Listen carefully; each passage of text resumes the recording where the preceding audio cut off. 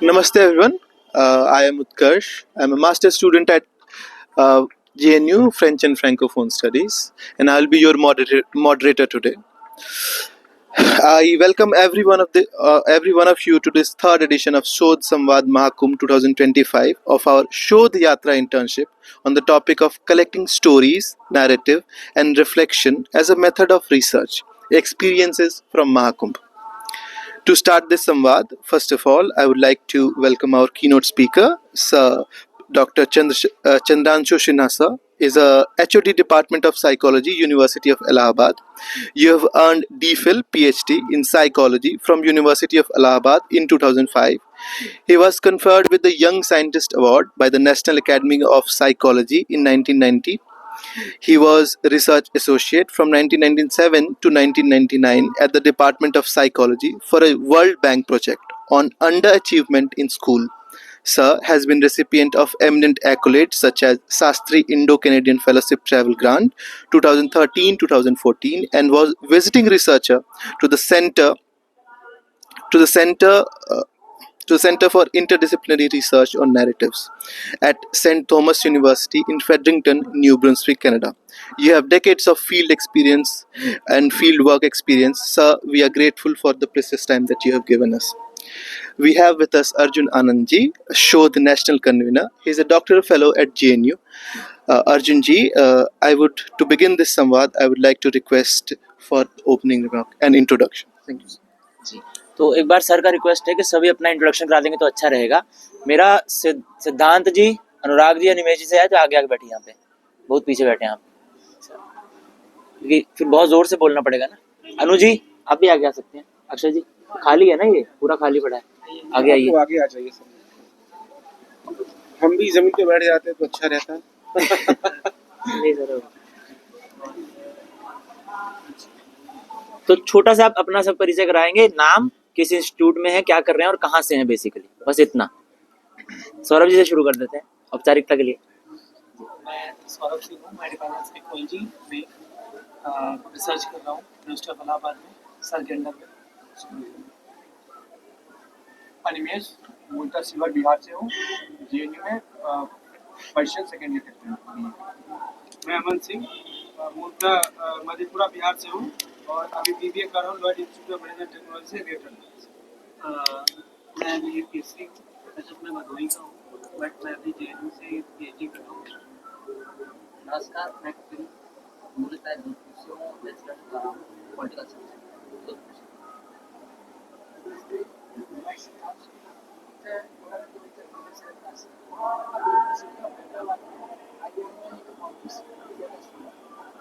नमस्ते सर, मेरा नाम रविंद्र है, मैं छपरा बिहार से हूँ और मैंने बीएचयू से पढ़ाई की, मास्टर्स किया और पीएचडी की। मैं लगभग अभी हिमाचल से पीडीडी में। नमस्ते सर, मैं हिमांशु, नाम विद्यालय मनोविज्ञान विभाग में सोच रहा हूँ। नमस्ते सर, मेरा नाम अनुराग चौधरी है और मैं ससराम बिहार से हूँ और अभी मैं बीबीए कर रहा हूँ लॉयड से ग्रेटर में। आप भी करा सकते हैं फिर से। जी, मेरा नाम तमन्ना है, मैं साइकोलॉजी डिपार्टमेंट से पीएचडी स्कॉलर हूँ इलाहाबाद। मैं सुशीला बनारस से हूँ, मैं इलाहाबाद यूनिवर्सिटी से पीएचडी कर रही हूँ। दिव्या जी। नमस्ते सभी को, मेरा नाम दिव्य प्रकाश है, मूलतः दरभंगा बिहार से हूँ और मैं जेएनयू से बीए कर रहा हूँ। मेरा नाम अनुमत है, मैं सहरसा बिहार से हूँ और BHU second year English honours. मेरा नाम यामिनी है, मैं नई दिल्ली से हूँ और मैं पीएचडी कर रही हूँ फिलोसफी में। मेरा टॉपिक है philosophical competencies in philosophical practice in philosophical counselling. नमस्ते सर, मेरा नाम अभिनव है और मैं रहने वाला अम्बेडकर नगर का हूँ और मैं ग्रेटर नोएडा से बीबीए कर रहा हूँ लॉयड कॉलेज से।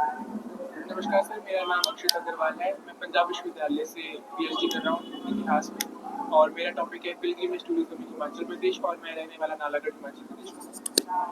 नमस्ते सर, मेरा नाम पूजा पग्याल है, मैं जम्मू कश्मीर से राजौरी डिस्ट्रिक्ट से हूँ और अभी मैं रिसर्च स्कॉलर हूँ department of philosophy Punjab university. Good evening sir, my name is Karthik Sharma, basically from Gurdaspur, Punjab, and I'm pursuing the PhD in Department of Public Administration, Punjab University। नमस्ते sir, मेरा नाम उत्कर्ष दुबे है, मैं मूलतः बिहार गोपालगंज से हूँ। अभी मैं मास्टर्स कर रहा हूँ फ्रेंच एंड फ्रैंकोफोन स्टडीज में जेएनयू। मैंने सुना था अभी थोड़ा बता रहे थे। वंडरफुल बहुत ही सौभाग्य की बात है कि मैं आपके पास आया और हमको मौका दिया आपने। जब बात हो रही थी कि क्या चीज़ क्या बात करनी है, तो मैंने पूछा कि तो हमने जानना चाहा कि क्या इतने जो छात्र आएंगे वो क्या किस चीज़ के बारे में क्या करना चाहते हैं। तो ये हुआ कि वो कुछ रिसर्च करेंगे कल्पवासियों के ऊपर, और जो यहाँ पे महाकुंभ में जो भी लोग आए हुए हैं उन पर। तो हमने ये सोचा कि क्यों ना एक, because since you people are collecting data, collecting information, collecting stories, collecting narratives from pilgrims who are visiting this Mahakumbh. So I thought that let me come and share some insights which I have learned so far, because basically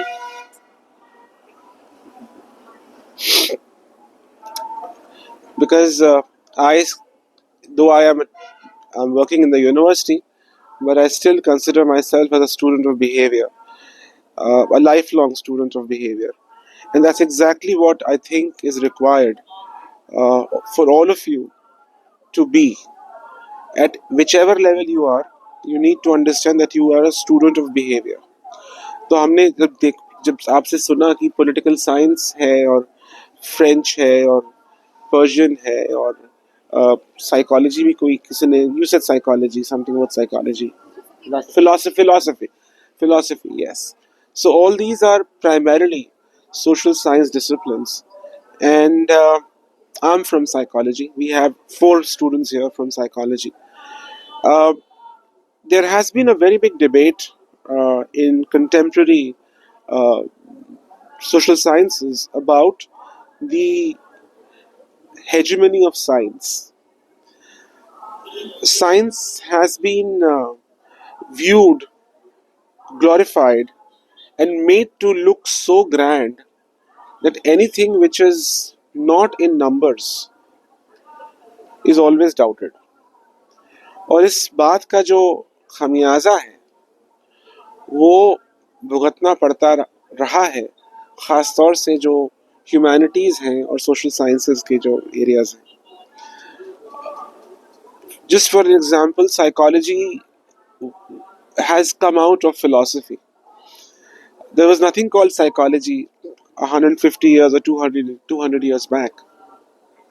Because around that time, when science as a discipline was coming up in the West, everybody was बिल्कुल चकाचौंध थी कि भाई bulb जल गया तो ये हो गया, तो इंजन दौड़ गया, तो मशीन चल गई, तो सब कुछ साइंस साइंस साइंस. तो कुछ लोग थे जो उनको लगा कि भाई हमको भी कुछ साइंस करनी चाहिए, जो ह्यूमैनिटी सोशल साइंस वाले लोग थे. तो अच्छा खासा वो कर रहे थे, लेकिन वो ऐसा ब्रांडिंग थी विज्ञान शब्द की, विज्ञान की, कि जो कोई भी विज्ञान नहीं कर रहा था उसको मान्यता नहीं दी जा रही थी.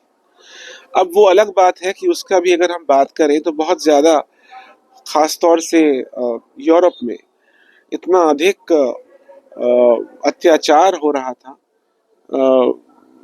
उस ज़माने में चर्च के द्वारा, कि उसको इतिहासकार जो हिस्ट्री के अगर कोई लोग होंगे जिन्होंने पढ़ा है उनको वो डार्क एजेस कहते हैं. Those were the dark ages because there was nothing called logic, there was nothing called objectivity, so science was not there. And as a result what had happened was that जो भी पादरी कहते थे, जो church कहता था, वो ही सत्य था. To the extent that एक नाम सुना होगा आपने गलीलियो का. गलीलियो ने ये कहा कि पृथ्वी जो है वो गोल है और वो ही जो है सूर्य के चक्कर लगाती है. इस बात से चर्च नाराज हो गया. चर्च ने कहा ये हो ही नहीं सकता, क्योंकि बाइबल में लिखा हुआ है कि पृथ्वी सपाट है और सूर्य चक्कर लगाता है पृथ्वी के. और एज अ रिजल्ट ही was blinded. and as a result he was almost killed. आवाज दबा दी गई। लेकिन वो इस तरह का एक माहौल था, तो उस तरह से देखिए तो विज्ञान ने एक नई किरण लेकर के आया कि भाई सबके लिए समानता, सबके लिए बराबरी। विज्ञान के अपने बहुत सारे ऑब्जेक्टिविटी, मेजरमेंट, रिलायबिलिटी, ये सारी चीज़ें विज्ञान का एक पूरा एक अपना फैकल्टी है जिसको अपना वो मान लेके चलते हैं। लेकिन हर चीज़ को अगर आप विज्ञान के चश्मे से देखने लग जाएंगे तो कई बार ऐसा होगा कि आप जो ह्यूमन एलिमेंट्स हैं, जो the way a human beings feels, thinks, or for that matter even transacts with people, वो सही मायने में आप पूरी तरह समझ नहीं पाएंगे। And that is what that has been the major critique of science so far in literature, whether it is, we take any literature, your area or whichever area, the criticism is itself very valid, that too much of positivism, too much of objectivity, too much of no, all these things, there is a flip side of positivism. Positivism क्या था कि वो चीज जो आप अपने इंद्रियों से महसूस कर सकते हैं, 5 इंद्रियां हैं, आँख, कान, नाक, जबान और त्वचा, जो चीज उससे आपने महसूस करी उस वही जो है, और उसको मेजर, उसी को मेजर कर सकते हैं। उसके अलावा और कुछ भी है that is nothing to do with, that cannot be measured. तो बहुत कुछ अपने आप चीजें बाहर होती चली गई। Now this kept on continuing, and that is how a lot of disciplines, modern disciplines, they used the concepts of science, और उसका उन्होंने इस्तेमाल किया। तो जो कुछ फिलॉसफी वाले वो बोले कि भाई हम, अगर फिलॉसफी का क्या था कि आप अपने बारे में जानना चाहते हैं, विश्व, ईश्वर के बारे में जानना चाहते हैं, या अननोन के बारे में जानना चाहते हैं। तो जब उसमें से कुछ लोगों ने कहा कि क्यों ना हम साइंस का इस्तेमाल करके अपने को जानने की कोशिश करें, तो ये हुआ कि भाई आप तो बड़ा गलत काम कर रहे हैं। आप तो वो शब्द का इस्तेमाल नहीं करना चाहिए मुझे, लेकिन आप तो पतित हो गए। आपने इतनी पवित्र चीज फिलॉसफी में, इतनी हेय दृष्टि से देखने वाली चीज विज्ञान का इस्तेमाल किया, तो अब आप अलग हो जाइए। And that is how psychology was thrown out of philosophy, or let's say psychology was born. मैं इस तरह की भूमिका इसलिए दे रहा हूँ because when you talk about stories, when you talk about narratives, when you talk about reflections, there isn't any science in that. There is only pure and pure subjectivity, right? और subjectivity का जो है सबसे ज्यादा गला घोटता है science. वो कहता है anything which is subjective is not science. So you have to be objective, you have to be वस्तुनिष्ठ to generalise, to make any statement on a public platform, और फॉर दैट मैटर एनीबडी। तो ये आपका एक assumptions थे, ये उसके philosophical foundations थे। लेकिन gradually people started realising that, अच्छा हाउ मच टाइम हुआ है? आधा घंटा, पौना घंटा बोल सकते हैं। दे स्टार्टेड रियलाइजिंग कि क्वांटिटेटिव टेक्निक से, क्वेश्चनायर से, 5 पॉइंट स्केल से हमें कुछ मिल नहीं रहा है। क्योंकि अगर मान लीजिए कहीं लिखा हुआ है कि ये नदी या ये तालाब औसतन 5 फुट गहरा है या 4 फुट गहरा है, और अगर मान लीजिए आप 6 फुट के हैं, तो क्या नदी आप पार कर लेंगे पैदल चल के? Yes, no? हाँ, डूब जाएंगे। भले आप 6 फुट के हैं और ये औसतन 4, जो कहीं 1 इंच है, कहीं 8 फुट है। So which means that when you kind of start generalizing, when you talk about objectivity, you lose the sense of detailing, intricacies, nuances. You just lose them. You cannot capture these subtle, very subtle things which are there because in the name of averaging, you kind of lose the texture. Talking about stories, I'll quickly, because there will be questions also, right? So I'll straight away jump to stories and narratives. Narratives basically शब्द जो है वो literature वाले और आप लोग, कुछ लोग आई एम श्योर आप लोग this पढ़ा होगा, जानते होंगे. इट कम्स फ्रॉम नरेशन, कहा सुना, नरेट.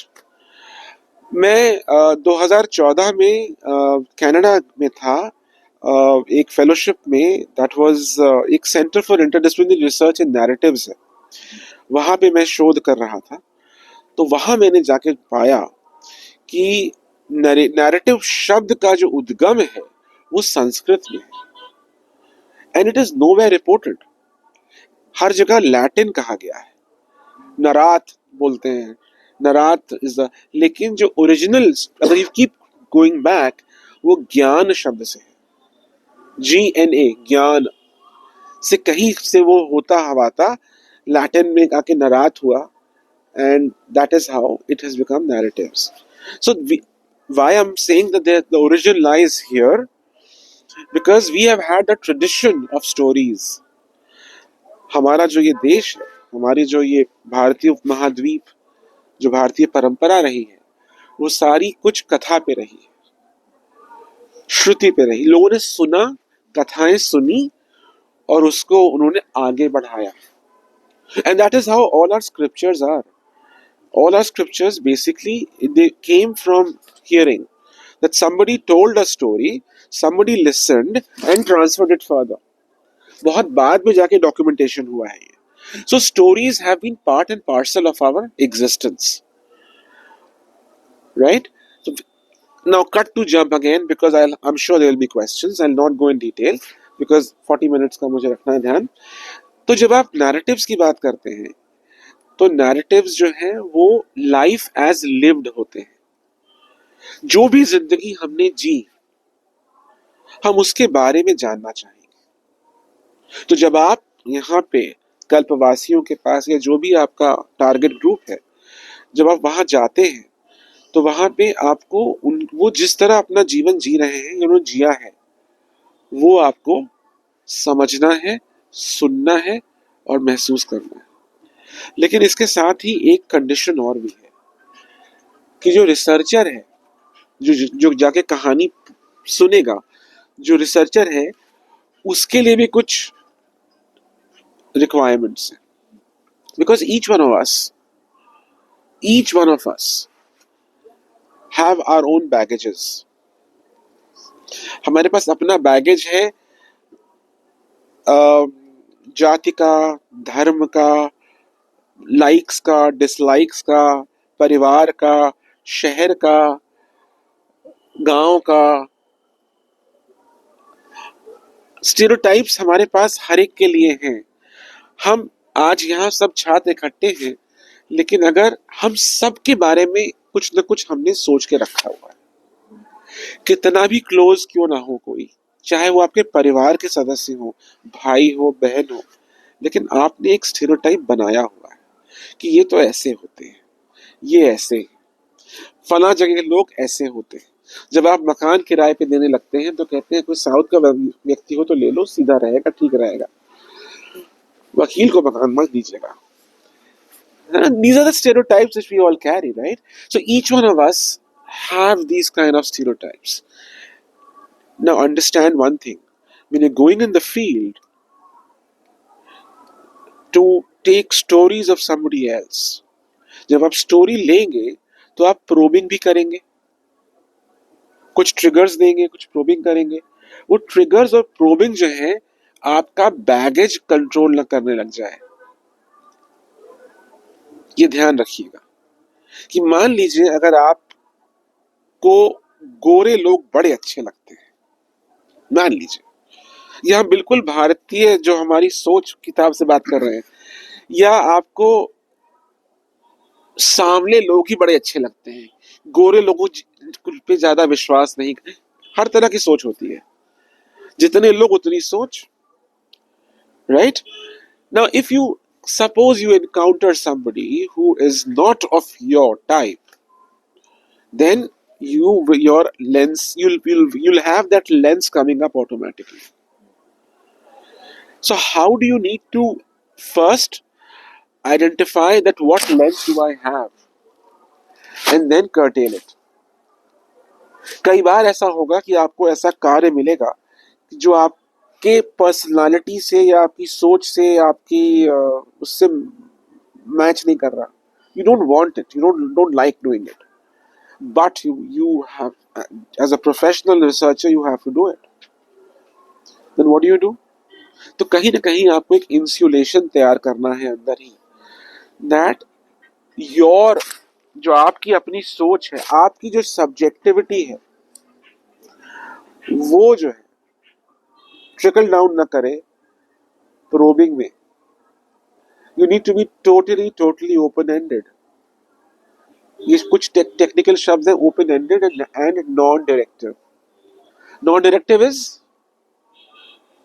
दो तरह के इंटरव्यू होते हैं, एक होता है डायरेक्टिव, होता है नॉन डायरेक्टिव. डायरेक्टिव क्या होता है? There are some set questions, 10 सवाल हैं, 10 सवाल के जवाब सबको देने. डायरेक्टिव है वो, ना उससे ज्यादा ना उससे कम. और नॉन डायरेक्टिव क्या है? जो हाँ बात शुरू, और बताइए क्या हाल चाल है, ऐसे करके जो बात शुरू होती है. और ये ध्यान रखिएगा कि हर जो आपका इंटरव्यूई होगा जिससे आप लेंगे, उससे अलग तरह से बात शुरू होगी, हर के साथ अलग बात शुरू होगी. There will not be a standard, and don't maintain a standard. Because हर व्यक्ति अलग तरह से आपसे ओपन अप करेगा. And you have to bring yourself down to that person's level. Comfort zone तो create कराइए पहले. It is not a questionnaire. Distribute कर दिया, भर दीजिएगा. समझा दिया स्केल क्या होती है, भर दीजिएगा.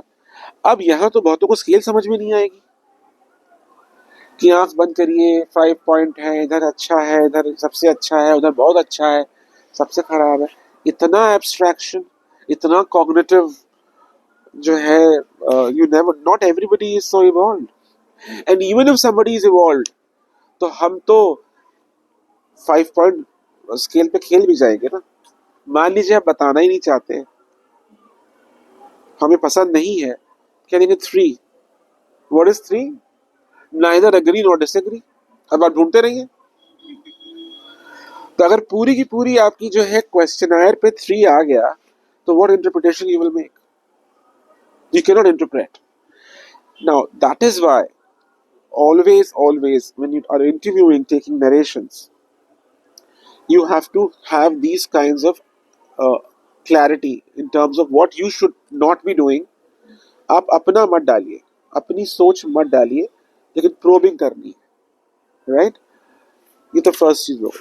सेकेंड चीज ये होती है, कई बार ऐसा होता है कि आपको ये लगता है कि जो आपने सवाल पूछा सामने वाले को समझ में आ गया. राइट? बिकॉज हम सब लोग ट्रेन हो गए हैं, हम सब लोग एकेडमिक वर्ल्ड में हैं, तो हमारी भाषा बड़ी दूषित हो गई है. दूषित यानी कि एकेडमिक हो गई है. जब हम फील्ड में होते हैं, when we are dealing with real people, they're least bothered about technical terms. They don't want to know whether it is emotion or thought process. और आपने सवाल पूछना शुरू किया तो आपके संवेग कैसे आएंगे? उसने संवेग शब्द का, क्या हम बातचीत में संवेग शब्द का इस्तेमाल करते हैं? मुझे आज अच्छा नहीं लग रहा. क्या हुआ आपको? बस नहीं अच्छा लग रहा. ये कैसे आप इसको आप कहेंगे कि कौन संवेग है? बताइए. Please understand that our language has become corrupt and we assume that सामने वाला हमारी बात समझ लेगा. So you have to talk in that language which they understand. Come out of your, वो जो जिस आप शिखर पे बैठे हैं कि हम एक रिसर्चर हैं, हम एक एकेडमिशियन है, मैं एक प्रोफेसर हूँ, जो हम यहाँ बैठे हुए हैं, ये नहीं चलेगा जब आपको फील्ड में जाना है. Right? So you have to kind of slip into the shoes of others और उनसे कंफर्ट जोन तो पहले क्रिएट करिए। बिल्कुल भी रिफ्लेक्शंस की जब बात आएगी, कहीं से भी आपके वर्बल या नॉन वर्बल में ये झलकना भी नहीं चाहिए कि मैं बेहतर हूं, तुम, या I am much better of. होता है, it just comes out. Body language control में नहीं होती कई बार। कुछ लोगों की बहुत अच्छी बॉडी लैंग्वेज होती है और आपको ताजुब लगता होगा कि ऐसे तो ये बिल्कुल बात ही नहीं करते, लेकिन जब फील्ड में होते हैं तो लाइक दिस पीपल कनेक्ट। कुछ लोगों से कनेक्शन बड़ा अच्छा बनता है लोगों का ना। आपने, आई एम श्योर आपने अगल बगल लोग होंगे जिनसे लोग बड़ी जल्दी कनेक्ट करते हैं, और कुछ लोगों को बड़ा एफर्ट मारना पड़ता है कैसे कनेक्ट करें। और कनेक्ट जरूरी नहीं कि आप जो है चॉकलेट लेके जाएं या प्रसाद खा लें, कोई भी तरीका हो सकता है कनेक्शन स्थापित करने का। तो there is no rule. The only rule which is required is that you're supposed to take stories. People should become comfortable with you. तो एक तो ये हो गया, तो you have to be very clear, जो उनकी भाषा है वही भाषा का इस्तेमाल करिए। थोड़ा नॉर्मल बात करिए, फिर समझ में आपको आ जाएगा। Because you have to wear two hats at the same time. एक तो रिसर्चर की हैट चलती रहेगी आपकी, और एक स्टोरी जो ले रहा है उसकी हैट पहननी पड़ेगी आपको, कि किस प्रकार की भाषा। जैसे छोटा बच्चा होता है ना, अब जो 2.5 साल के बच्चे के साथ जब आप बात करते हैं तो कैसे बात करते हैं, अरे बेटा कैसे हो, that's how immediately your voice changes, right? And grown up people start behaving like a kid and connection gets established. You don't talk like an adult to a child. So you need to understand that when you're connecting with people, as in with people, in which state they are. If they are talking like adults, talk like an adult. If they are talking like from a pedestal, कुछ लोग ऐसा होते हैं, अगर आप बहुत ही ऐसे लोग होते हैं जिनके आप उनसे अगर कुछ सुनना है तो आपको सबमिसिव होना पड़ता है। तो हो जाइए, आपको स्पॉन्ज की तरह से सब कुछ एब्जॉर्ब करना है। So this is another thing. I details में जब प्रश्न आएंगे तो मैं आगे बढ़ेंगे। Quickly I am just kind of trying to do that. Also कई बार ऐसा भी होता है कि आपने कहा कुछ, अगले ने समझा कुछ, और उसका जवाब आपको दे दिया और आप नोट करके ले आए। इसको बोलते हैं कॉन्ट्रडिक्शन, विरोधाभास। एक ये हो गया। दूसरा है, उसने कहा कुछ, आप समझे कुछ, हो गया विरोधाभास। बिकॉज उसने तो अपने पर्सपेक्टिव से बताया ना, और आपने अपने पर्सपेक्टिव से सुना, जो बैगेज था आपका, सुना और समझा भी, और मतलब अर्थ का अनर्थ हो गया, या कुछ जो कहना चाह रहे थे वो इंटेंसिटी आप पकड़ नहीं पाए। So how do you contain that? So always make sure that whatever I've just told you, ये सबका ध्यान रखते हुए, when you kind of talk, give a trigger question, and you should listen very intently. उसको बोलते हैं, जब आप सुन रहे होते हो, जब वो बोल रहा होता है, वो होता है सेंट नैरेटिव। सेंट नैरेटिव उसने भेजा। जो आपने सुना और आपने समझा वो है रिसीव्ड नैरेटिव, राइट? अब अगर सेंट और रिसीव्ड के बीच में कुछ मिसमैच है, डिस्क्रिपेंसी है, विरोधाभास है, so how do you kind of address that? What you should do, you should rephrase it. और आप उनसे बोलो, जब वो बोलना शांत हो जाए तो आप बोलो, अच्छा आप मैंने ये समझा है, आप शायद ये कहना चाह रहे थे, ये कहा है आपने, तो आप ऐसा समझते हैं, ये कहना चाहते हैं। तो अगर वो आपने सही समझा होगा तो बोलेगा हाँ ये ठीक है, ये आपने ठीक बोला।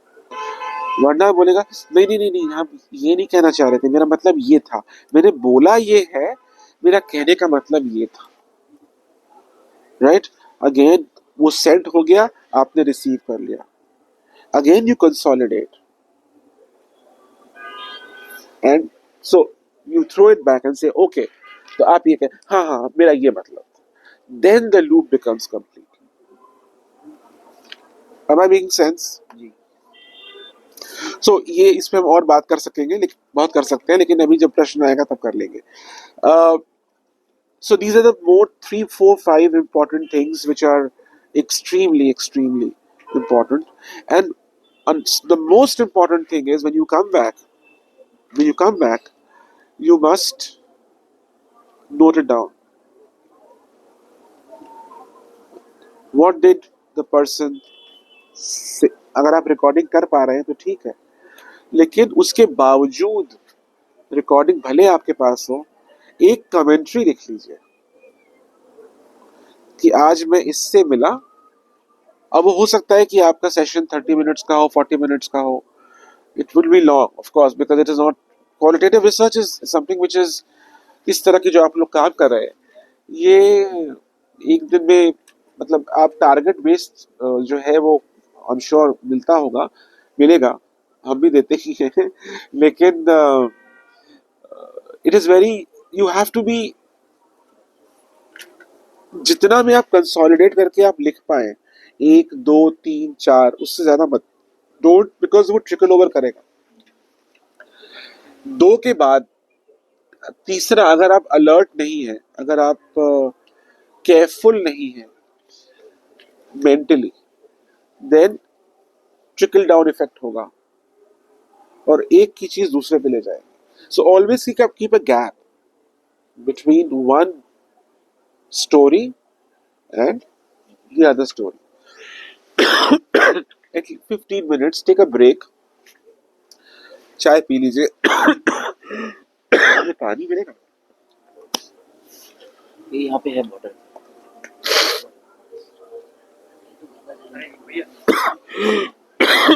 I have a bad throat actually.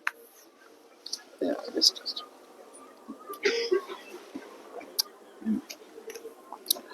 So, keep a gap of at least 15 minutes. Just, और अगर आपको लगता है हर व्यक्ति की कैपेबिलिटीज के हिसाब से होगा, कुछ लोग हैं जो बहुत ओवरवेल्म हो गए होंगे किसी एक से इंटरव्यू लिया और इतना भावुक हो गए खुद वो कि जो है वो you can get carried away कि मान लीजिए वो कल्पवास करने क्यों आए हैं, तो बोलेंगे कि सारे जीवन ऐसा था, फिर बात में वो हो सकता है वो कहे मेरे परिवार में इतना ऐसा है, मेरे साथ ऐसा होता है, हम कुछ नहीं कहते, बच्चे हैं, elderly can talk anything, anything they can, and it might affect you, you might get affected, as in आपको लगेगा कि भाई मन भर गया, टेक अ ब्रेक, हाँ, take a break in the sense that, break मतलब वो 10 मिनट का भी हो सकता है, किसी के लिए हो सकता है जरूरत भी ना पड़े, मेंटली बहुत ज्यादा अपने को उसने अलर्ट रखा हुआ है, वो 1-2 भी एक साथ कर सकते हैं, लेकिन आइडियल ये है कि फटीग नहीं होगी, मेंटल फटीग नहीं होनी चाहिए कि जो है, because it's a very taxing process, because in narration, in narrative, in interviewing, you or stories, you have to engage with the narrator narrating. It's a very engaging process. जितना आप engage करेंगे उतनी आपको बढ़िया स्टोरी मिलेगी। You cannot just be objective. अच्छा ये कैसा था, यहाँ क्यों आए, अच्छा आप बताइए ऐसा कैसे है, ऐसे नहीं मिलेगा, they will not get the essence। जिस उसके उद्देश्य से इतना बड़ा ये अभियान चल रहा है, हम सब लोग इकट्ठे हुए हैं, वो तभी पॉसिबल होगा जब हम सही चीज को पकड़ेंगे। So that's another thing which you have to understand. Reflections की जब बात करते हैं तो रिफ्लेक्शंस कई बार ऐसा होता है, लोग कहानी में कहानियां सुनाते हैं। आपने जो कुछ सवाल पूछा, वो सुनाते सुनाते बोलेंगे कि जैसे कि एक बार की बात है, स्टोरी में स्टोरी आने लगती है,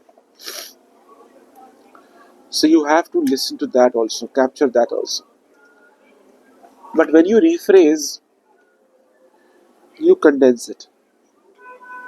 जैसे आप बोलोगे, आप बहुत परेशान रहे हैं, दुखी रहे हैं, बहुत आप पर जीवन बड़ा कष्टमय रहा है, आपने बताया जैसे आपके बेटे के साथ ऐसा हो गया था, मान लो कुछ किसी ने बताया कि मेरे बेटा था, डेथ हो गई, या जो भी है, मतलब whatever, आपने exam condense it. you have to consciously know where to start and where to end. It is not a free floating session. So which means when you say you should know where to start and where to end, it means that you should also have a theoretical backup. आप क्या चीज पूछने जा रहे हैं, ये आपको पहले से पता होना चाहिए। So is there anything which they have been given that what question है, ट्रिगर क्वेश्चंस दिए हुए हैं ना, है ना? तो वो जो ट्रिगर क्वेश्चन जो बनाए होंगे, that is डेटा बेस्ड, वो रिव्यू के बाद, लिटरेचर के बाद निकाले गए होंगे कि ये सोशल प्रॉब्लम होगी, जो भी whatever, जो भी मुद्दा जिसको भी आप प्रोबिंग करेंगे, वो जो है आपके it has to be backed by some kind of literature, because it's always convenient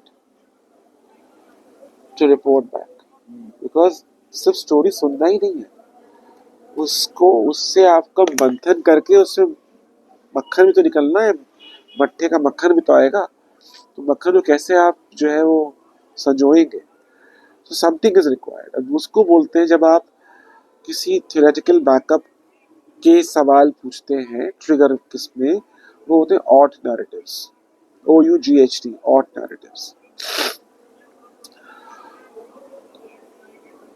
Now,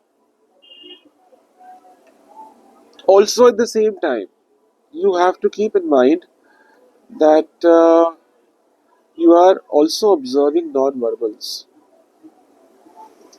Don't be insensitive. ये आपको पहले से आभास होने लग जाएगा कि ये व्यक्ति कंफर्टेबल नहीं है इस तरह के सवाल के जवाब देने के लिए।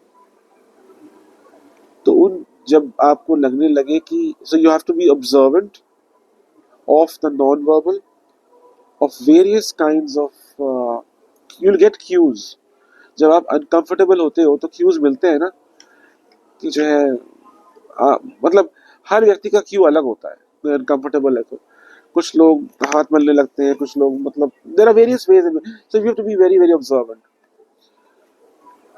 कुछ लोग आंखें मतलब सीधे बात नहीं करेंगे, या बहुत ज़्यादा फिजिटी हो जाएंगे, हिलने डुलने लगेंगे, तो वो ध्यान रखिएगा। ये सब इंडिकेटर्स होते हैं कि बस मुझे ये समझ में नहीं आ रहा है, I am not very comfortable. कुछ लोग बोल नहीं पाएंगे क्योंकि आप जिस सवाल पूछने जा रहे हैं, हो सकता है वो लोग गांव के हों, हो सकता है वो लोग अनपढ़ हो सकता है वो लोग सिंपल लोग हों, बहुत सिंपल लोग हों, सिर्फ श्रद्धा और भक्ति के कारण तो आ रहे हैं यहाँ पे। तो वो जब उनको लगेगा कि पैंट शर्ट पहन के लड़का बोल रहा है मैं फलानी यूनिवर्सिटी से आया हूँ, तो जो है उनके सामने नहीं बोलेंगे या कह नहीं पाएंगे। ध्यान रखिएगा, साइलेंस का बहुत बड़ा मतलब होता है नैरेटिव्स में, इसका ध्यान रखिएगा। चुप कोई अगर है तो चुप हाँ भी हो सकता है, ना भी हो सकता है। चुप हाँ और ना के बीच में भी हो सकता है। पॉजेज, कोई अगर पॉज ले रहा है, be sensitive to that. Note down silence, note down pause, note down body language, all the non verbals. कुछ लोग बहुत स्टिफ हो जाते हैं, because all these things put together is going to give you some sense about their world, their life as they lived. Right? How much time do I have? So I think I've given you the gist about story, narrative. There's plenty. It's just like जितना आप जितना गहरा जाएंगे उतना मोती पाएंगे. लेकिन अब आप, I think if questions are there, I think if then maybe we can. So I hope you've got some flavor of narratives and qualitative researches, right? Yeah. तो अभी 2 दिन से हम फील्ड वर्क कर भी रहे हैं, तो कुछ हमारा एक्सपीरियंस अपना भी है ही, तो कुछ भी आपके कमेंट्स या क्वेश्चंस, क्यूरियोसिटीज कुछ हो तो आप स्टेज लो. सबसे पहले जो भी मैंने आपसे बोला कि आप लोगों ने ऐसा देखा, पाया, एक्सपीरियंस किया, बिल्कुल. राइट? सो आई थिंक या यस. हाँ जी, प्रैक्टिकल हो गया हमारे साथ. है ना? तो मुश्किलें आई होंगी थोड़ा बहुत. जी. सर मेरा सवाल इस चीज़ को लेके है, जैसे हम कुछ ऐसे एक्सपीरियंसेस कैप्चर करते हैं जो हम वेस्टर्न साइकोलॉजी से नहीं एक्सप्लेन कर सकते. यस. और आई बिलीव मेरे खुद के भी ऐसे एक्सपीरियंसेस रहे हैं और हम में से बहुत लोगों ने ऐसे एक्सपीरियंसेस सुने और कैप्चर भी करे हैं. जैसे प्रेमनिशन का हो गया, जैसे कि किसी ने बताया कि उन्होंने मुझे पूरी लाइफ हिस्ट्री बता दी बस 1 मिनट मिलकर. अब और ऐसे बहुत से ऐसे एक्सपीरियंसेस हैं जो हम कभी या तो भक्तों से भी मिल रहे हैं, कल्पवासियों से मिल रहे हैं या बाबा से मिल रहे हैं, और ये हमें मिल रहा है, ये डाटा हमें मिल रहा है. अब मेरा सवाल सर ये है कि यूजुअली हम इन चीज़ों को कॉम्प्लीमेंट नहीं कर पाते. ठीक है, अभी हम एक डाटा बना लेंगे यहाँ पर, बट टू अंडरस्टैंड इट, अब या तो यूंग की साइकोलॉजी में जाना, फ्रॉइडियन इंटरप्रिटेशन में जाना बहुत खराब चीज़ है. एक नया फील्ड आता है ट्रांसपर्सनल साइकोलॉजी का, वो फिर मुझे कुछ सेंस बनाता है. लेकिन मैं ये आपसे जानना चाहती हूँ बेसिकली कि किस तरह से हम इसे इंटरप्रेट कर सकते हैं साइकोलॉजी में जो वेस्टर्नाइज्ड इंटरप्रिटेशन ना हो और हमारे एक्सपीरियंसेस को भी उतनी ही वैल्यू दे और बेसिकली वो एग्जिस्टेंस हो उनकी जो अभी बाहर के लोग नहीं समझ सकते. Very nice question. An excellent question. I did not touch upon this topic because I was speaking on the methodology. You're talking about sense making, right? How, and that is what I think the narratives, once they come, how do you consolidate that? That's number one. Partly I've spoken about it, that everyone has a baggage, right? And we have a very heavy baggage of Western education. Yes, indeed. The world is, in the West, the world is either black or white. Either you are very good or you are very bad. There's nothing called a in between, right? There's a very big noted social psychologist called Hofstede. I'm sure you must have heard about, psychology people must have heard. Hofstede, Hofstede, Hofstede, G-W-E-R-T-Z, Hofstede. इन्होंने क्या किया था? इन्होंने cross cultural psychology पे काम किया हुआ है. और इन्होंने क्या किया था? इन्होंने करीब 150 कंट्रीज को स्टडी किया और एक कुछ कल्चरल प्रोफाइल बना रहे थे और कुछ 4-5 कैटेगरी बनाई इन्होंने कि इंडिविजुअलिज्म, कलेक्टिविज्म. कुछ लोग बड़े इंडिविजुअलिस्ट, कुछ कंट्रीज बड़े इंडिविजुअलिस्टिक होते हैं, आई मी माई सेल्फ. कुछ लोग बहुत कलेक्टिव होते हैं, वी की बात करते हैं. फिर उन्होंने बोला कि पावर डिस्टेंस कहीं पे जो है, there is in relationships there is a distance, there is a power distance, power equation which works. कहीं पे बहुत ज्यादा है पावर की डिस्टेंस और कहीं पे बहुत कम है पावर की डिस्टेंस. ओरिएंटेशन लॉन्ग टर्म है या शॉर्ट टर्म है, इस तरह को उन्होंने 4-5 चीजें बताई. अनसर्टेनिटी अवॉइडेंस, कितना कौन सा कल्चर अनसर्टेनिटी को अवॉइड करता है, right? Now of course certain European countries and countries like America were found to be individualistic. I, me, myself. मैं, मेरा, मैं, right. And countries like Japan, Korea, China were in the we, the collectivistic. India कहाँ था? Guess करिए, India कहाँ हो सकता है? आप सब हिंदुस्तान के लोग हैं. इंडिविजुअलिस्टिक समझ में आ गया, आई मी माई सेल्फ, और कलेक्टिविस्ट समझ में आ गया, वी, हम, हमारा. तो हिंदुस्तान आपके हिसाब से कहाँ होना चाहिए? लोग कहते हैं कि कलेक्टिविस्ट है, पर बहुत सारे इंडिविजुअलिस्ट ट्रेडिशंस भी हैं. मेरा भी नहीं, मेरा कॉम्बिनेशन. मैं इंडिविजुअलिस्टिक, आप कह रहे हैं individualistic. Individualistic in a collective sense, as in not as an individual person, but as an individual collective, as in मेरा फैमिली, मेरा घर, मेरा परिवार उस sense. ओके. आप कुछ कह रहे हैं? आप मतलब आपका ट्रेडिशन यू योर जैसे Guru Nanak Dev So collectivist or individualistic? There are only two categories.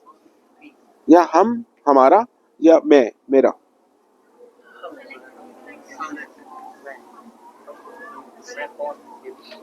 Interestingly, he's right. Indian mindset, Indian culture was found to be in between. We are individualistic and collectivistic at the same time. तो example छोटा सा दें और एकदम से spark आएगा. हम इतना दान पुण्य क्यों करते हैं? भंडारे हो रहे हैं, दान पुण्य हो रहा है, क्यों हो रहा है? हाँ, अपने मोक्ष के लिए. समाज की सेवा हम इसलिए कर रहे हैं कि हमको मोक्ष मिल जाए. So we are collectivistic from outside but extremely individualistic within. तो दिस काइंड ऑफ अ, उसको बता दो कि भी टाइम लगेगा, हम यहाँ पे हैं. वो पूछ रहा होगा कुछ खाने पीने का. My house help. Okay, so this is one thing. हम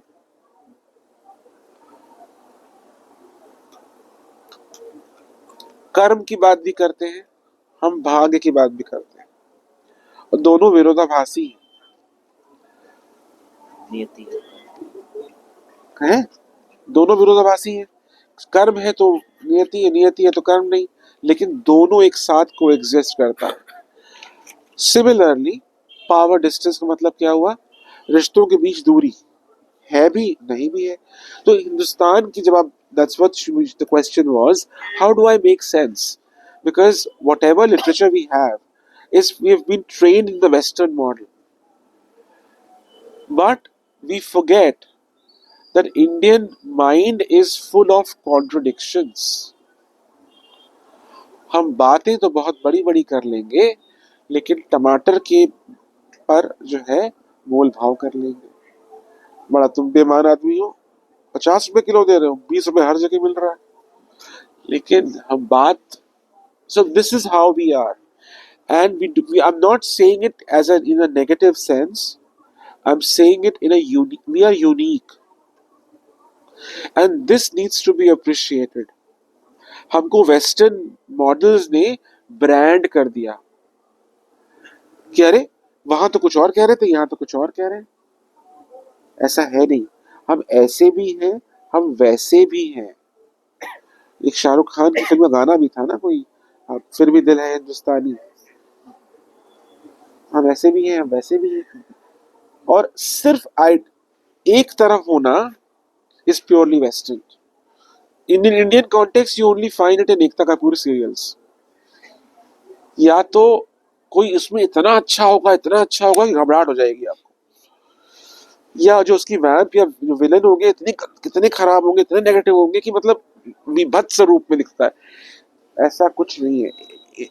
In our Indian context, in the Indian mind, we have both inside. रौद्र रूप भी है काली का, और वात्सल्य रूप भी है, महागौरी भी है, एक ही देवी के अंदर. So you need to come out with that either or. The moment you start thinking in either or terms, you are going to be in trouble. You will not be able to make out. अगर कोई मंदिर जा रहा है, अगर कोई भगवान की पूजा कर रहा है, अगर वो पत्थर में भगवान देख रहा है, हिंदुइज्म ही एक ऐसा धर्म है जिसमें आप ईश्वर को माने या ना माने, आप ईश्वर रहेंगे, आप हिंदू रहेंगे, सनातनी रहेंगे। क्योंकि ईश्वर को ना मानना, लॉजिक क्या कहती है बताइए, आप बता सकती हैं। If you say no to something, what does that mean? Logic में ये है कि पहले आपने माना कि वो है, उससे हम कॉपी की लॉजिक है ना, क्या है वो? What is it? Please explain. law of identity. Yes, what is it? It says if something is, then it is. It is. And when you से इट इज नॉट देयर, तो आपने subconsciously पहले उसको एक्सेप्ट किया कि वो है, उसको हम डिनाई करते हैं। I hope I'm making sense. So you have to understand the fact that when you are comprehending the Indian mind, you have to accept contradictions. Number one. Number two, थोड़ा सा अध्ययन करना पड़ेगा इंडियन माइंड के बारे में। भारतीय शास्त्रों में, ज्ञान परंपराओं में बहुत कुछ ऐसा दिया हुआ है जो बताता है कि ये हमारे ही कॉन्टेक्स्ट में है कि कोई ऐसा झूठ जो किसी व्यक्ति की जान बचाए, वो लाख सत्य से बेहतर है। ये यूनिकली इंडियन है। आज की तारीख में बहुत सारे लोग जो वेस्टर्न मॉडल्स में पढ़ के आए हैं, they start questioning Sri Ram, that why did he kill Bali छुप के? हाँ? Why did he ask his wife to leave? Because she was pregnant, ना? तो how come? Why did he ask her to go and leave? देश काल पात्र का भी आपको बोध होना चाहिए, और कब कहाँ पे क्या चीज सही है, ये चीज की समझ आपको होनी चाहिए। और ये तभी आएगी जब थोड़ा आप चिंतन करेंगे, थोड़ा। I would request all of you, if possible, at least write one page every day कि what did you learn, anything। अब वो छोटी लर्निंग भी हो सकती है कि आज मैंने चाय बनाना सीखा, राइट? और वो बहुत बड़ी लर्निंग भी हो सकती है कि आज मैंने ये सीखा कि एनीथिंग, यू नो। बहुत से लोग ऐसे हैं जिन्होंने आज तक, बहुत भाग्यशाली है वो लोग जिनके घर में आज तक किसी की मृत्यु नहीं हुई, उन्होंने डेथ बॉडी देखी ही नहीं। ऐसे बहुत से लोग होंगे, घर में सब लोग हैं, दादा दादी, चाहे बड़ा पूरा परिवार है। अब अगर मान लीजिए ऐसे व्यक्ति जो है, ऐसे घर के व्यक्ति से बात करने जा रहा है जिसने सिर्फ दुख ही दुख देखा हो, तो कैसे आप उस लेवल पे जाएंगे? तो उसके लिए तो कई बार जब बहुत व्यक्ति दुखी होता है तो कहता है ईश्वर है ही नहीं, भगवान की फोटो तोड़ देगा, ये करेगा, वो करेगा। वो भी प्यार है ना, वो भी भगवान पे इतना अटूट विश्वास, और वो चोट लगी कि ऐसे कैसे हो गया। फिर कुछ समय बाद वो अपने आप ही उन मूर्तियों को उठा के वापस लाएगा। So I think you will have to be more open to contradictions, because हमारा जो भारतीय सोच, भारतीय mindset is primarily full of contradictions, and that is our strength. that उसी ने हमको 5000 साल सस्टेन किया है। yes अभी आप कॉन्ट्रडिक्शंस की बात कर रहे हैं, कुछ साइकोलॉजिस्ट ऐसे भी एक्सप्लेन करते हैं कि ये नैरेटिव जो है जनरेशनल है, ये पेन और ट्रॉमा पास ऑन होते होते होते, और अब हमारे स्पिरिचुअल एक्सपीरियंसेस हमारा कैथार्सिस बन रहा है। I don't want to Freud से बाहर आ जाइए, ठीक है ना? फ्रॉइड इज वेरी गुड, ठीक है, एब्सोल्युटली फाइन, लेकिन फ्रॉइड के अलावा भी आप चीजों को देख सकते हैं। That is the thing. I don't want Freud, but I want to make sense of these experiences. I just told you. that you have to think about what you have not thought about so far, out of the box. And out of the box you'll only find in Indian literature, in the Indian way of thinking. जो जुगाड़ शब्द का इस्तेमाल है, that's uniquely Indian. हम मजाक बनाते हैं, हंसते हैं उस बात को लेकर के, लेकिन अगर आप ये सोचो गांव में एक ऐसा रिसोर्स क्रंच सिनेरियो में अगर किसी ने कुछ चीज इवॉल्व कर दी है, don't you think it's a very very extremely powerful example of being an entrepreneur, right? So why do we doubt upon our own things which we have? I'm not saying that Freud is wrong, I'm not saying that, but आप अगर चश्मा ही लाल पहनेंगे तो दुनिया लाल दिखेगी ना आपको, चश्मा सफेद पहनिए। जिस रंग का चश्मा आप लेंगे, जो थ्योरी लेंगे, वैसे ही आप कर लेंगे इंटरप्रेट। तो वो, अब ये नहीं कह रहे फ्रॉइड गलत है, लेकिन थोड़ा सा तो उसको ग्राउंड कर लीजिए अपने कॉन्टेक्चुअल उसमें, मतलब कल्चरल कॉन्टेक्चुअल रियलिटीज में। But how do we write about it if we are not basing it on a theory, or at least a group of Basic write about write about these experiences? If you're writing an academic book, let's say, work on it, if you're not basing it on a theory, one theory or group of theories, then how Okay. can we do Perfect. it rigorously? Very nice, very nice. There are two kinds of researches even in quantitative techniques. One is a descriptive research, right? Another is an exploratory research. वो तो वहां पे भी उन्होंने गुंजाइश छोड़ी हुई है। एक्सप्लोरेटरी यानी जो चीज एग्जिस्ट ही ना करती हो उसको हम थियोराइज करें। स्टोरी और नैरेटिव हमेशा इंडक्टिव मॉडल होगा, और जो आपका प्रश्न है वो डिडक्टिव मॉडल पे है। I understand your question very well because we have also struggled on that.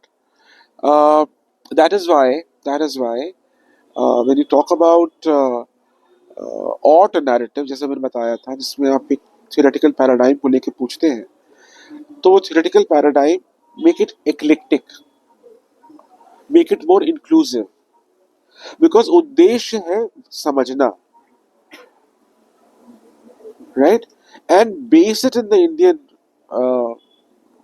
primarily in the Indian context. And understand, हमें फ्रॉइड का इस्तेमाल प्रायः हम क्लिनिकल या काउंसलिंग में करते हैं। यहाँ हम क्लिनिकल काउंसलिंग करने नहीं जा रहे हैं, यहाँ हम दूसरे के भाव समझने जा रहे हैं। क्लिनिकल और काउंसलिंग की आवश्यकता जितनी दिख रही है उतनी है नहीं, राइट? वो इसलिए दिख रही है क्योंकि हम लोगों ने बात करना छोड़ दिया। So coming back to your question, how do I write? You can write, when you talk about qualitative researches, you can write your understanding. This is my understanding. You're not generalizing anything. जब methodologically आप strong हैं, so whatever you have understood is a learning for you, and it will give insight to others. And yes, journals focusing on qualitative researches will publish that. A regular quantitative technique journal will not publish it. Yes, definitely true. लेकिन qualitative journals बहुत हैं, खासतौर से आपके विधा में, तो हमारे मनोविज्ञान में तो बहुत ज़्यादा ये दृष्टि से देखा जाता था कि अगर आप क्वालिटेटिव रिसर्चेस करते हैं, मतलब प्रश्न होता है कि अच्छा मैथ्स नहीं आती, स्टैट्स नहीं आती, इसलिए तुम भाग रहे हो उधर। अंडरस्टैंड, आज के ज़माने में मिक्स्ड मेथोडोलॉजी की बात चल रही है कि जहाँ पे हमें क्वांटिटेटिव टेक्निक से जवाब ना मिले, उसको आप वहाँ पे जाइए, ट्रायंगुलेशन की बात करिए, और जहाँ क्वालिटेटिव की बात हो वहाँ पे जो जवाब उससे ना मिले आप वहाँ जाइए। तो कहीं ना कहीं मुद्दा अगर गहराई नापने का है तो स्टोरीज पे जाइए। अगर आपको क्षेत्रफल नापना है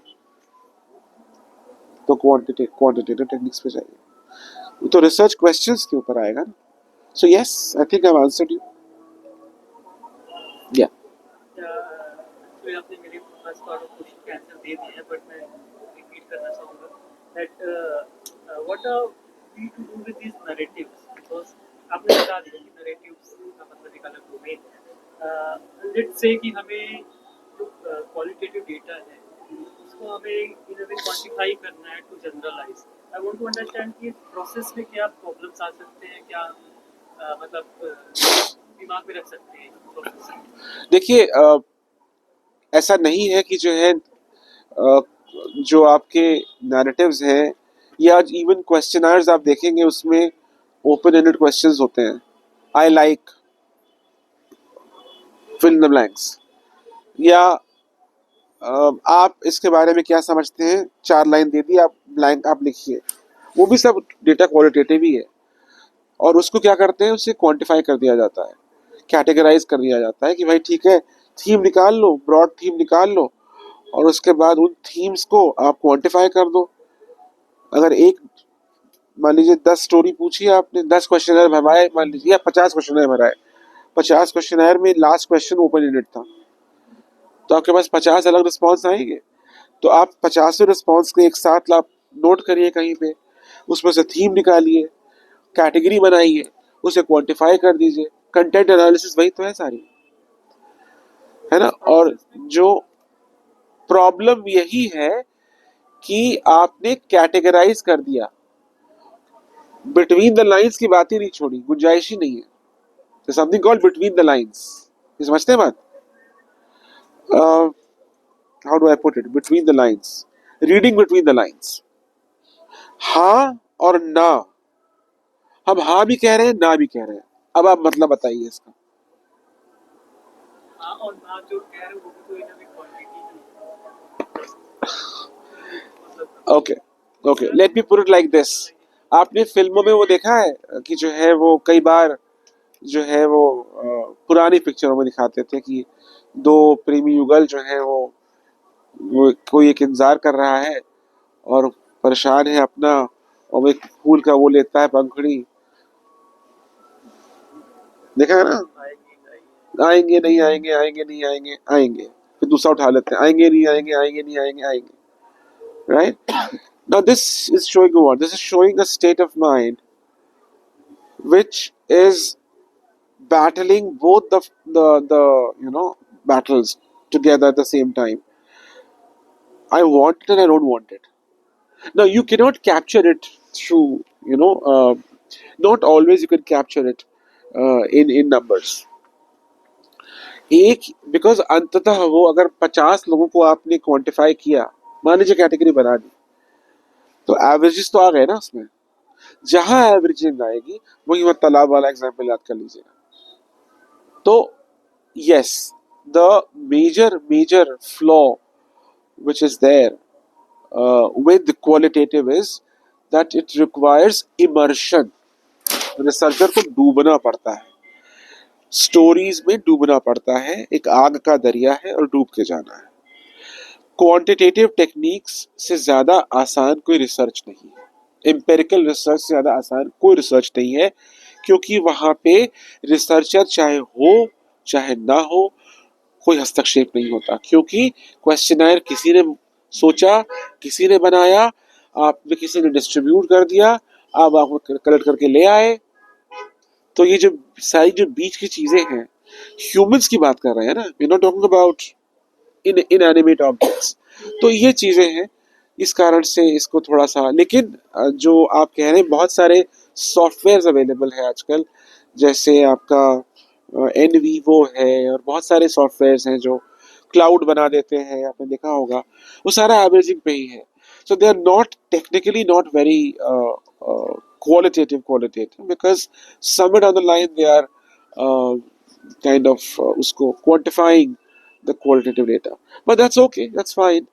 जब हम देखिए, जब हम थियोरेटिकल बात कर रहे होते हैं, एकेडमिक बात कर रहे होते हैं, तब हम इस चीज को देखते हैं कि भाई प्योर क्वालिटेटिव क्या है और प्योर क्वांटिटेटिव क्या है। तो हम उसके प्रोस कॉन की बात करेंगे।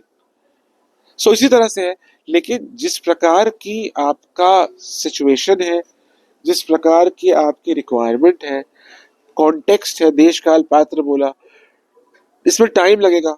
क्वालिटेटिव रिसर्चेस में टाइम लगता है। स्टोरीज अब आप लेके आए हैं, उसको लिखेंगे, उसका मतलब समझेंगे, फिर उसके बाद you will go back and ask for क्या मैंने सही समझा, फिर उसको समझेंगे, लिखेंगे।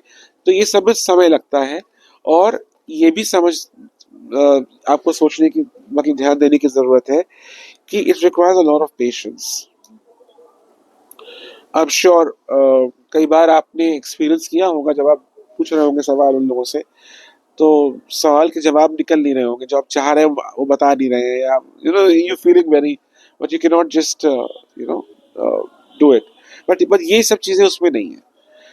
कोई कुछ बना दे, क्वेश्चन किसी ने बनाया, डेटा कैलकुलेशन किया, एनालिसिस कर दी सॉफ्टवेयर ने। हम लोग जब पढ़ते थे उस वक्त तो सॉफ्ट कंप्यूटर था नहीं, तो हमने तो सारी स्टैट्स हाथ से पढ़ी है, कैलकुलेट कोरिलेशन और रिग्रेशन हाथ से निकाला है। अब कुछ करना ही नहीं है, अब तो सब कुछ SPSS में डालिए, सब निकल के आपको सिर्फ एनालिसिस पता होनी चाहिए। सो ये सारी चीजें हैं, I think. But yes, I think that is also absolutely fine. जब आप एकेडमिक डिबेट में जाएंगे, तब आप ऐसी बात करेंगे कि ये क्या प्योर क्या है और मिक्स्ड क्या है और प्योर क्वांटिटेटिव क्या है। Otherwise I think it is the researcher who is conceptualizing the research. All three of them, whether it is pure quantitative, pure qualitative, are extremely powerful. मैं कहीं से ये नहीं कहना चाह रहा कि आइदर और की बात नहीं कर रहा। मैंने बोला था ना, आइदर और करना ही नहीं है, चाहे वो मेथोडोलॉजी को लेकर के, या चाहे वो लोगों की सोच को लेकर के, या लोगों के बारे में। सो यस, जो जवाब क्वांटिटेटिव दे सकता है वो क्वालिटेटिव नहीं दे सकता, and vice versa. I think I answered you. I have a question regarding this. As you said कि qualitative में हमें biggest challenge face करना पड़ता है कि it requires immersion. And आपने कहा कि हमें डूबना है। तो मेरा main question ये है कि डूबना कैसे है? जैसे कि I'll just say कि जैसे कि आपने पहले भी example दी कि अगर हमने वो death अपनी family में face नहीं किया है, हम बहुत lucky हैं, और हम किसी ऐसे conversation करने जा रहे हैं या engage करने जा रहे हैं कि जिनने बहुत डेथ फेस की है। सो अगर हम उस चीज को अपने ओपन एंड माइंड से, ओपन हार्ट से जाएंगे कि और समझने की कोशिश करेंगे, बट स्टिल हम वो लेवल कैसे slip into the ship achieve कर पाएंगे। हाँ, एंड जब हम उसको फिर डॉक्यूमेंट करेंगे, हमारी कुछ प्रेजुडाइसेस या पॉलिटिकल इंटरप्रिटेशंस उसमें वो दिक्कत है। So how to cope up with very nice, very again very powerful question. कि ये रिसर्च के साथ साथ पर्सनली भी मैं अपनी लाइफ में बहुत बार फेस करती हूँ कि I engage with most of the people, and when I try to like talk with them, मुझे ऐसे लगता है कि मैं समझ रही हूँ, बट बहुत लेटर ऑन लाइफ में मुझे जाकर समझ आता है कि नहीं, जो मैंने तब समझा था it was not right. You've answered your question yourself. I don't have to say anything. You'll grow with time. You grow with time. And when you start, there is somebody, a mentor with you, right? There would be a teacher, a guide, a mentor with you who will give you some directions, right? So, yes, of course. And then you should, there's a term called sleeping with the data. You have to sleep with the data, sleep with stories. You cannot be extremely professional as you can be, as you should be in a quantitative results. हालांकि वहां भी कहा जाता है you should sleep with the data. Interpretation करने के लिए जब statistics का आपका सब आ गया था, how do I interpret? But then in this particularly there is no shortcut, and that's what I said. Start writing every day, one page. What did you feel today? What did you learn today? I felt bad because somebody did not spoke to me in a very nice way. I don't know why I felt bad. कुछ भी random लिखो, लेकिन लिखो एक पन्ना. That's called reflection. When you start reflecting, you will get to know that about yourself. And then when you know about yourself, then understanding others becomes easier and you grow. You cannot sit in an ivory tower and then expect that, right? So you have to come down and धीरे धीरे होगा एकदम से. It's not a 2 minute Maggi noodle कि सब कुछ जो है हमको मिल जाए और सब कुछ हम सीख लें. That's not possible. And because understand, we're all human beings and we're trying to understand others to make their life better. As a researcher, maybe you might not meet them again ever, but you might forget them, they will never forget you. उन्हें याद होगा कि कुंभ में हम गए थे और एक बच्चा आया था हमारे पास, एक बच्ची आई थी. So be your best. You are an ambassador of a very big ज्ञान परंपरा. आपके ऊपर बहुत बड़ी रिस्पॉन्सिबिलिटी है कि आप लोग एक तरह से एम्बेसडर्स हैं पूरे कल्चर के, समझ के, एकेडमिया के. Because people are telling you things with a lot of hope. I don't know why people might be. आपको I'm sure जब वो आप पाठ करते होगे तो एक कनेक्ट बनता होगा and you can see some hope in people's eyes. वो आपको क्वेश्चनर में नहीं मिलेगा. हाँ भर दिया. कई लोग, कुछ लोग तो जो है वो 1 2 3 4 5 1 2 3 4 5 1 2 3 4 भी कर देते होंगे. हालांकि वो सब हटा दिया जाता है, डेटा क्लीन कर दिया जाता है statistically, but then you don't get that connection which you will get here. I don't know whether I'm making sense or not. Am I making sense? Because understand the flavor of why stories need to be taken, why reflections are important. And as I said, life as lived, it's a celebration of subjectivity, your subjectivity and someone else's subjectivity, और वो ही मिल करके inter subjectivity बनेगी.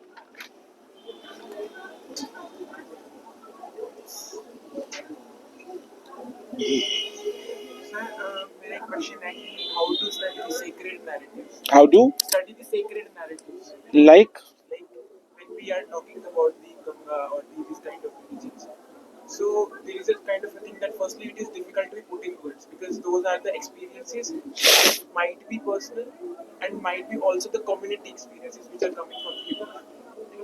So how to calculate this and how to make questionnaires according to that. For example, many of the times the narratives come in a more of a metaphorical terms. जैसे example बताओ. हम गंगा के बारे में पूछते तो जैसे माँ है. गंगा माँ ने बुलाया है. हाँ, So they are हाँ. personifying the Ganga itself.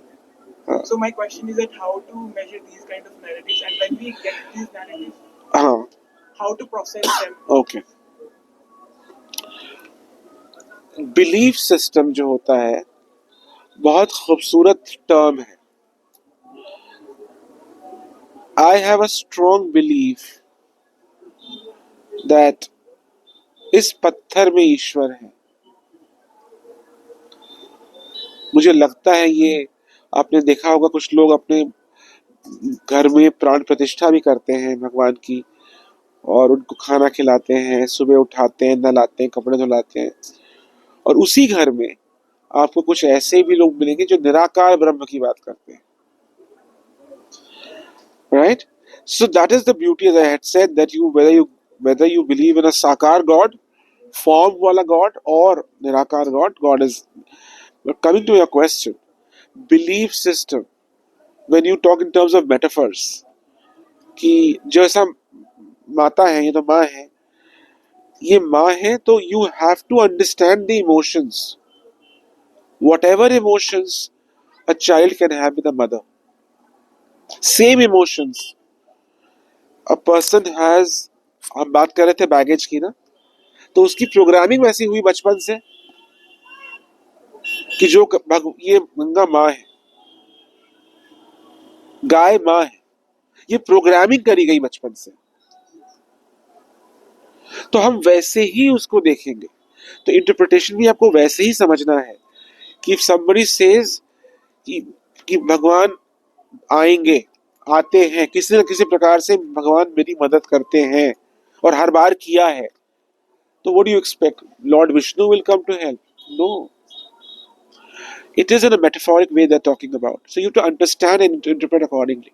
So would that be interpretation communitist or like individual interpretation? Like would it be the community? No. It will always be individual. Always be individual. Because for me, a mother could be very sacred. For somebody else, suppose that person has had a stepmother. इसका मतलब ये नहीं कि stepmother अच्छी नहीं होती. I'm not saying that. What I'm saying is it's based on your own experiences. जैसा आपने जीवन जिया है अपना, आज आप जो भी हैं, वो sum total of your experiences. Good, bad, ugly. Experiences were your experiences and you need to own them. अच्छा भी own करिए, जो आपके साथ बुरा हुआ उसको भी own करिए. तभी आप अपने आप को देख पाएंगे आईने में. अपने से शर्मिंदा नहीं होना है. As an individual, right? Because then only तभी आपका जो sense making है ना, जो subjectivity है, वो तभी आप दूसरे को समझ पाएंगे. आपने खुद को नहीं समझा, आप दूसरे के बारे में इंटरप्रिटेशन करना चाहते हैं. So yes, you need to be sensitive and you have to understand that if somebody feels that ये माँ है, तो माँ है, unconditional माँ है. So you have to give respect to the thought of the person. And how to process it later, like when we are getting, and how to generalize it. Yeah, You can never generalize a story. वो generalizing का question जो है, वो positivist है, empirical है, quantitative है. हाँ देखिए, हम सब फंसे हुए हैं. हम सोच रहे हैं कि एक कहानी सुन करके हम सारे कल्पवासी के बारे में बता देंगे, या हम मान लीजिए 100 कल्पवासियों से बात करके हम 1,00,000 कल्पवासी के बारे में बता देंगे. वो चीज जो है वो क्वांटिटेटिव टेक्निक करेगी, वो क्वेश्चनर करेगा. यहाँ पानी की व्यवस्था कैसी थी, यहाँ खाने का इंतजाम कैसा था, बिजली थी कि नहीं थी, you know that. Then you can generalise. 1000 लोगों ने फॉर्म भरा, आपने करके वो कर सकते. इसमें it is more about depth. You can get insights. If you get, let's say, if there are 50 people sitting over here, and each one talk to 2 people, 100, अगर वो document होता है, तो 100 different kind of insights can come, which can further broaden your horizon. I hope yeah. So I have like a basic question. So, like while we are listening to narrative, we tend to not like write it at the time. We are making field notes. We don't do it so that they may feel as if like we are writing it. A lot of people are not comfortable with it, so we do it later. So is there like a way we can, at least in field, make a note which is easier to evolve like later on when we are doing it? हाँ, वो तभी होगा जब आप रोज एक पन्ना लिखना शुरू करेंगे. We do like that's like अपने बारे में, as a language. लर्निंग्स को लेकर के. नहीं, अभी तो टास्क है कि भाई रिपोर्ट तैयार करनी है, वो नहीं मैं बोल रहा. आप diary right something, just right 1 page, just anything, कुछ भी लिखो. And don't feel what I am writing, it can be weird.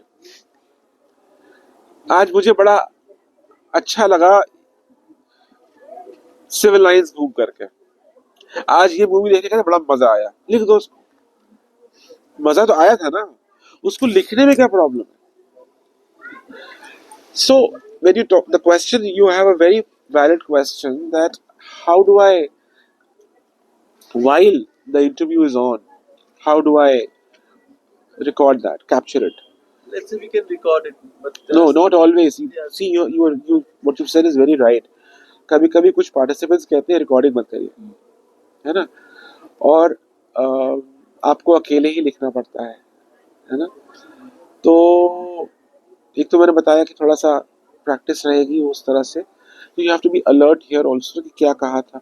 मैंने सेंट नैरेटिव और आपको रिसीव नैरेटिव बताए थे, तो वो consciously you have to keep that in mind. That's number one. Number two, so you have to keep scribbling in between without looking at the page. आपने एक चीज और बोली कुछ लोगों को पसंद नहीं आता कि मैं लिखूं या नोट करते रहे बीच में, they might be uncomfortable. उसके पहले एक होता है इन्फॉर्म्ड कंसेंट।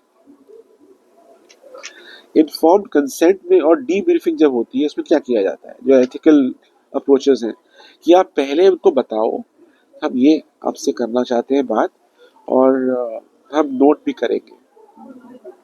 अगर आपको लगता है एज अ रिसर्चर आप बिना नोट किए बाद में याद कर रख सकते हैं, अगर ऐसा है तो आप बोलो कि नहीं मैम यस सर इसकी रिक्वायरमेंट है, तो ठीक है कोई बात नहीं, next you can refuse. I mean तो बोले हम आप मेरे सामने लिखिए मत, और आप बिना लिखे रह नहीं सकते, तो कोई बात नहीं, अब नेक्स्ट पर्सन के पास जाइए। ऐसा नहीं है कि हर व्यक्ति मना कर देगा आपको, और अगर वो कहता है हाँ नो प्रॉब्लम तो लिखिए, लेकिन वो मेंशन पहले कर दीजिए। इन्फॉर्म कंसेंट वही तो है। मुझे कंक्लूड कर सकते हैं। तो मैं बहुत बहुत धन्यवादी हूँ सर का कि उन्होंने अपना बहुमूल्य समय हमें दिया, और वास्तव में इतना इंसाइटफुल लेक्चर था, तो मुझे समझ नहीं आ रहा मैं इसको कंक्लूड मतलब ब्रीफ में कैसे बताऊं, क्योंकि 4 पेज का तो नोट्स बनाया मैंने और तो मुझे लग रहा है वो थोड़ा सा अभी मेरी क्षमताओं के परे की चीज़ है। पर मैं फिर भी पुनः मैं धन्यवादी हूँ सर का, और हमारे लोकल कोऑर्डिनेटर्स का भी, चाहे सौरभ जी हों, हिमांशु जी हों, तमन्ना जी भी आई हैं, तो सुशीला जी भी आई। सुशीला जी पर अभी जुड़े नहीं है सर, ये लोग एक्टिवली इन्वॉल्व हैं। अच्छा अच्छा अच्छा। क्योंकि हमें नहीं लगा था कि मतलब क्योंकि इतना बढ़िया जो है एकदम से जी जी जी कुछ जी। सुनने में हमें मिलेगा और इतना अच्छा होगा वो, तो आपसे रिक्वेस्ट करूंगा मैं इस मंच पे, क्योंकि रिकॉर्ड हो रहा है सर, आप वचन देना पड़ेगा जी कि हम आगे भी आपको तंग करेंगे और आपको थोड़ा समय हमको देना नहीं, ये पड़ेगा। मेरा सौभाग्य है कि आप लोगों ने हमें मौका दिया, और आप जब आदेश करेंगे हम आ जाएंगे। ठीक है सर, तो सभी का धन्यवाद, आप सभी का भी चर्चा का भाग बनने के लिए। Thank you so much. अरे के रामानुजन